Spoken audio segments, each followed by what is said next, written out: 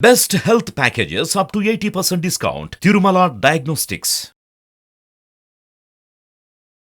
నమస్తే, welcome to Suman TV. ఈరోజు మనము అసలు ఆంటర్‌ప్రెన్యూర్‌షిప్ అంటే ఏంటి అనేది తెలుసుకోబోతున్నాము. మనతో పాటు జీవీఎన్ రాజు గారు ఉన్నారు. సో సార్ గురించి చెప్పాలంటే 2-3 ఎపిసోడ్స్ కూడా ఇంట్రొడక్షన్కి చాలా తక్కువ. అంత సర్టిఫికేషన్తో he is a national trainer and IIECT అంటే ఆంటర్‌ప్రెన్యూర్‌షిప్కి సంబంధించిన కోర్సెస్ ట్రైనింగ్స్ ఇస్తారు. ఎస్పెషలీ ఇన్ ఆంటర్‌ప్రెన్యూర్ రంగంతో పాటు ఇంకా ప్రముఖ అంటే నేషనల్ వైడ్గా చాలా ప్రముఖ చెందినవారు. సో తనకు ఎన్నో కంట్రీస్ నుంచి ఆహ్వానం వచ్చింది. తన ట్రైనింగ్స్ అసలు గొప్పతనం అంత ఇంత కాదనమాట. సో వీరి గురించి మనము ఇప్పుడు తెలుసుకోబోతున్నాము. అండ్ మన సుమన్ టీవీ ప్రేక్షకులకి ఆ బెస్ట్ ఇంటర్వ్యూ జరగబోతుంది ఇప్పుడు. So be ready and be watch. నమస్తే సార్. నమస్కారం అండి. సార్, గవర్నమెంట్ రంగంలో కూడా మీకు అనుభవం ఉంది.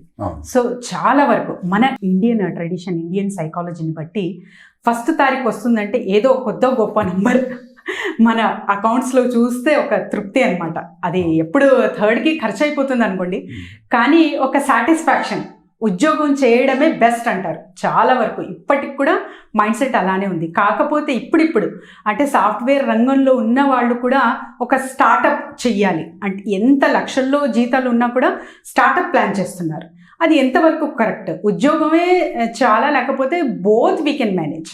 ఫస్ట్ థింగ్, ఇక్కడ ముఖ్యమైన విషయం ఏంటంటే మీరు సాఫ్ట్వేర్ రంగం అన్నారు సార్.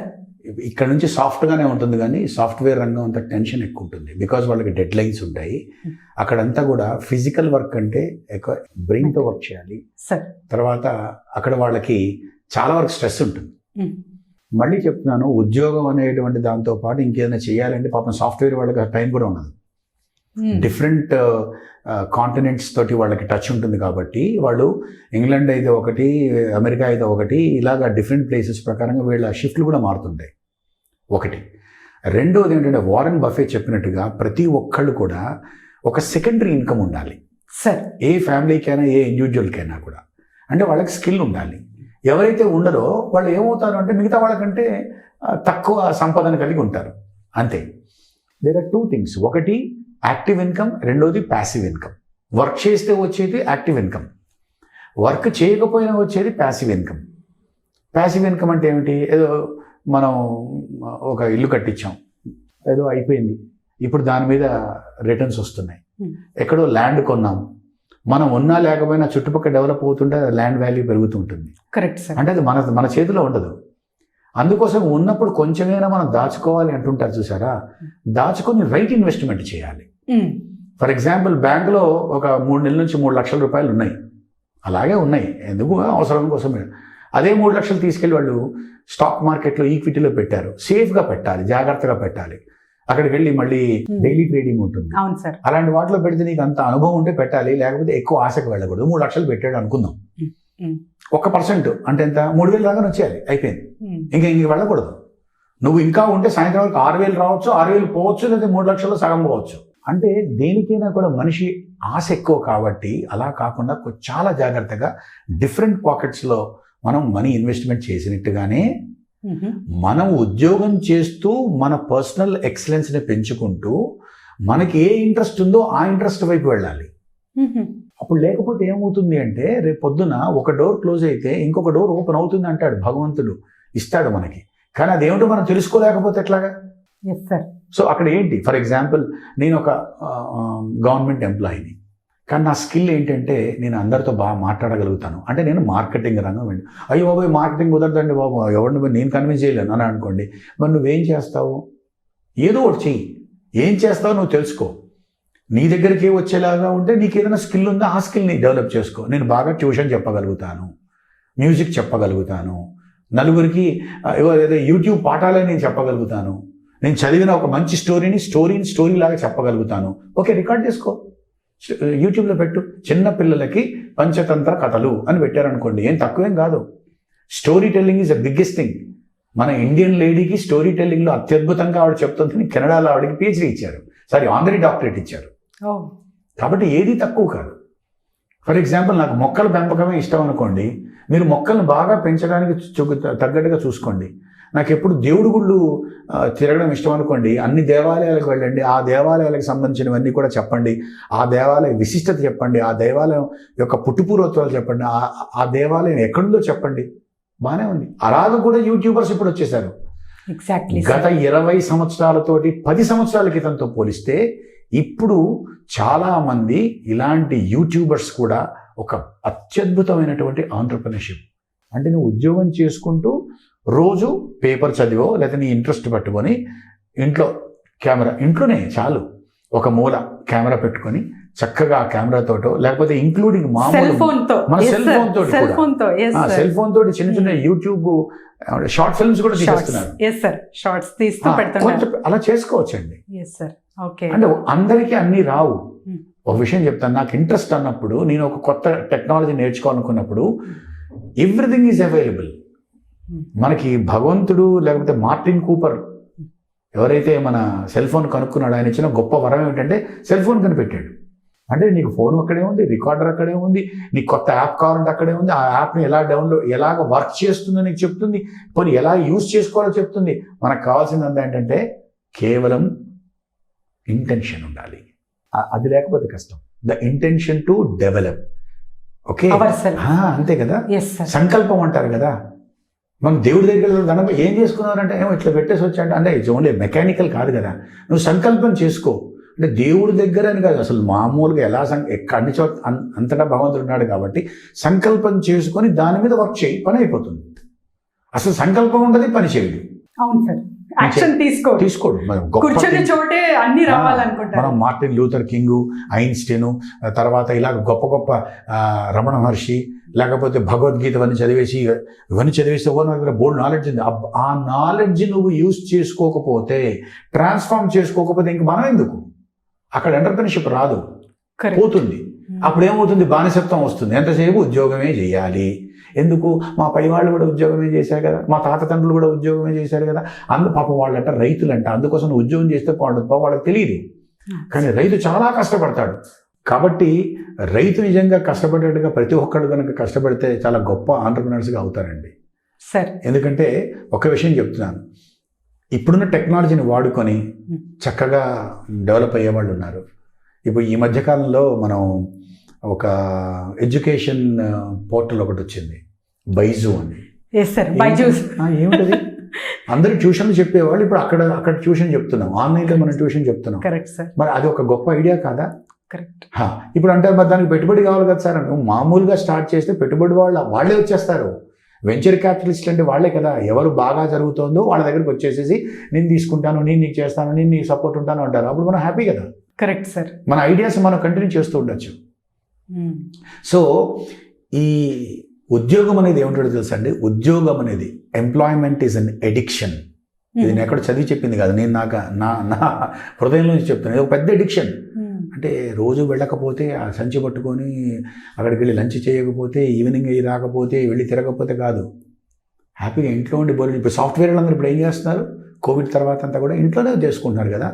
అది వాళ్ళకున్నటువంటి వెసులుబాటు. కానీ ఒక సివిల్ ఇంజనీర్ ఇంట్లో కూర్చొని చేయలేడే, బయటికి వెళ్ళాలి, సూపర్వైజ్ చేయాలి.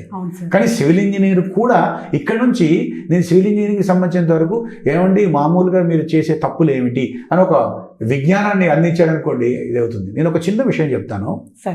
ఒకసారి మా ఇంట్లో కమోడ్ క్లాగ్ అయిపోయింది, వాటర్ అంతా బయటకు వచ్చేస్తుంది.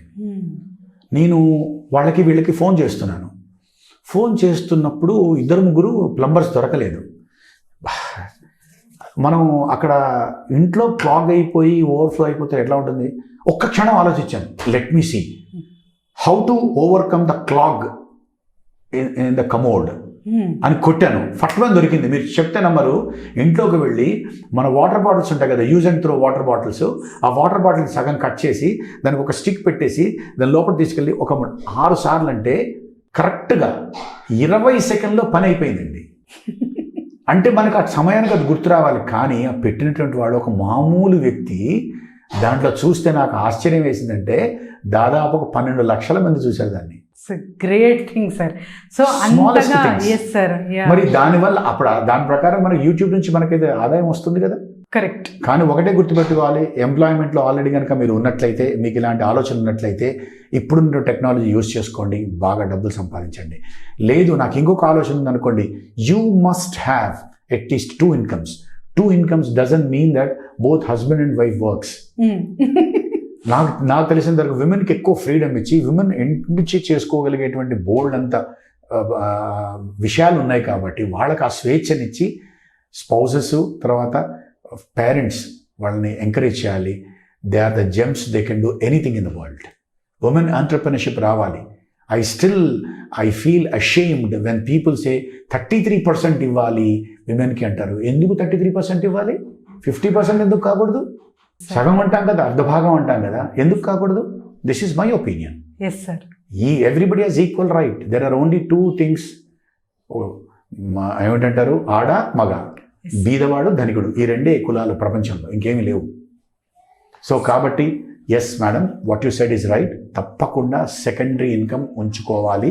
ఆ సెకండరీ ఇన్కమ్ మనకి ఏ విధంగా కావాలనేటువంటి ముందుగా మనం అర్థం చేసుకుని దాని గురించి వర్క్ చేసుకుంటూ ఉండాలి. ఇవి ఓకే, నేను యంగ్ ఏజ్లో జాయిన్ అయ్యాను, 28, 26, 25లో ఉద్యోగంలో జాయిన్ అయ్యాను. నాకేం ఆలోచన ఉండాలి అంటే, ఎంతకాలం చేస్తాం? 10 సంవత్సరాల పాటు చేస్తాం. 10 సంవత్సరాల తర్వాత ఏమొస్తుంది? What is the latest trend అమ్మా ఇప్పుడు? ఆర్టిఫిషియల్ ఇంటెలిజెన్స్, కృత్రిమ మేధ.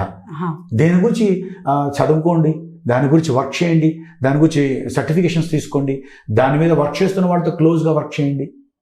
మనం రీసెంట్గా ఉన్న యుద్ధం గురించి చూస్తే, ఇక్కడ ఇజ్రాయెల్ మీద దాడులు, ఇవన్నీ ఇజ్రాయెల్ వాళ్ళు హమాస్ మీద దాడి ఇవన్నీ జరుగుతున్నాయి కదా. ఇప్పుడు లేటెస్ట్ న్యూస్ ఏంటి తెలుసా? అంత ఖచ్చితంగా బాంబింగ్ చేసి అక్కడ కరెక్ట్గా ఆ బిల్డింగ్ని ఎలా కూడగొడుతుందంటే, it is all because of artificial intelligence. Okay. ఒక ప్రదేశంలో ఒక చోట ఒకదాన్ని టార్గెట్ అంటే ఆర్టిఫిషియల్ ఇంటెలిజెన్స్. మరి దాన్ని చదువుకోవాలి కదా ఇప్పుడు మనం. Correct sir. అంటే మన జనాల్లో ఏమిటంటే, ఎక్కువ యువతలో బద్ధకం పోవాలి. Yes sir. అప్పుడు అన్ని ఇన్కమ్స్ వస్తాయి. Okay. Hard work or smart work అని అడుగుతుంటారు సార్. అవునండి. ఫస్ట్ పని చేయాలి, అదే స్మార్ట్ వర్క్ మారుతుంది అంటారు మీరు చెప్పిన దాంట్లో చాలా అర్థం అక్కడే ఉంది. హార్డ్ వర్కా స్మార్ట్ వర్కా?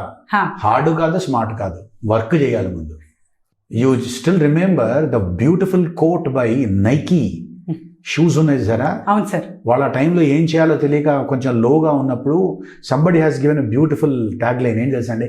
నైకీ అంటే ఏంటంటే కింద tag line, just do it. Shoe వేసుకోగానే నువ్వు స్పోర్ట్స్ మ్యాన్ కావు, ముందు పరిగెట్టు బాబు. బ్యాట్ పట్టుకోగానే కాదు, క్రీజ్లోకి వెళ్ళు. బాల్ చేతిలో పట్టుకోగానే ముందు బాల్ వెయ్యి. నా దగ్గర ఇన్ని పుస్తకాలు ఉన్నాయి, ట్రాన్స్ఫర్మేషన్ లేదు, ఏం చేస్తావు? ఎందుకు పనికిరావు?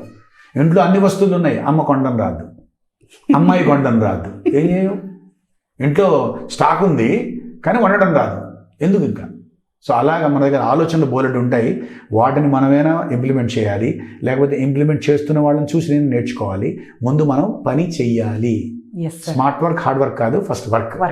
సో సార్, మరి మీలాంటి ప్రముఖులు, మీలాంటి గైడెన్స్ చాలా మందికి అవసరం. ఇప్పుడు సొసైటీ ఈజ్ వెయిటింగ్ సార్. ఎందుకంటే ఆ రైట్ గైడెన్స్, ఆ right true value of entrepreneur గురించి చాలామంది వేచి చూస్తున్నారనమాట. మహిళలు కానివ్వండి, ఇంకా ఇతర ఉద్యోగస్తులు కానివ్వండి, సెకండరీ ఇన్కమ్ రిలేటెడ్ థింగ్స్ కానివ్వండి, వీళ్ళకి మీ గైడెన్స్ పొందాలంటే వీళ్ళు ఎలా సంప్రదించాలి సార్? మీకు వాళ్ళు సంప్రదించవచ్చమ్మా. ఇంకోటి ఏమిటంటే, ఫస్ట్ వాళ్ళ ఆలోచనలు ముందు అన్ని పెట్టి, ఆలోచనతోటి వాళ్ళు ఏం అడగాలనుకున్నారో వాళ్ళ ప్రశ్నలు ముందు సిద్ధం చేసుకొని, అప్పుడు వాళ్ళు అడిగితే నేను సమాధానం చెప్పగలను. అదే ఫోన్ చేసి sir I want to become an entrepreneur sir, ఏం చేయాలి అని అంటే ఓవర్ ఫోన్ చెప్పడానికి కుదరదు. Yes, they can consult us. Yes sir. So how can they? They can reach me on this number. Okay. And they can definitely approach. Then we will definitely guide them. We will give them such a guidance. Hand hold కూడా చేస్తాము. Okay. మంచి action plan చెప్తాము. Okay. తర్వాత వాళ్ళకున్న skills నుంచి ఏం చేస్తే బాగుంటుందో కూడా చెప్తాం. సో సార్, మీలాంటి వాళ్ళ గైడెన్స్ అందరికీ కావాలి అంటే, especially for the women entrepreneurs, మిమ్మల్ని ఎలా సంప్రదించవచ్చు సార్? అదే మనకి ఇక్కడ కనబడుతున్నటువంటి నెంబర్కి ఫోన్ చేయండి. And first right down all the points sir, what they want to discuss. So the discussion will be completed in the next 6 to 7 minutes. అయ్యేలాగా వాళ్ళు చాలా జాగ్రత్తగా ప్లాన్ చేసుకుంటే ఓవర్ ఫోన్ కూడా గైడెన్స్ ఇవ్వచ్చు. సో ఎలాంటి ట్రైనింగ్స్ ఇస్తారా? ఎలాంటి ట్రైనింగ్స్ కూడా ఉన్నాయండి. 1 day ట్రైనింగ్ ప్రోగ్రామ్స్ కూడా మేము కండక్ట్ చేస్తున్నాం విమెన్ ఎంటర్‌ప్రెన్యూర్‌షిప్ మీద. ఓకే. అయితే నార్మల్గా ఏంటంటే when we have more number then we will conduct in batch. Okay. So అది మామూలుగా నెలకొకటి అలా జరుగుతూ ఉంటుంది. Okay, it's a great thing sir. So చూస్తున్నారు కదండి, ఎవరైనా సరే ఒక గైడెన్స్ కావాలన్నా, బిజినెస్ ఐడియా కావాలన్నా, తర్వాత వచ్చేసి మంచి మంచి స్టార్టప్ ప్లాన్స్ కావాలన్నా, అసలు ఆంటర్‌ప్రెన్యూర్‌షిప్ అంటే ఏంటి అన్న వాటికి కరెక్ట్ సమాధానం ఇక్కడే దొరుకుతుంది. కాబట్టి మీరు కింద స్క్రోల్ అవుతున్న నెంబర్కి కాంటాక్ట్ చేస్తే team will guide you. Thank you sir, thank you so much. Thank you, నమస్కారం.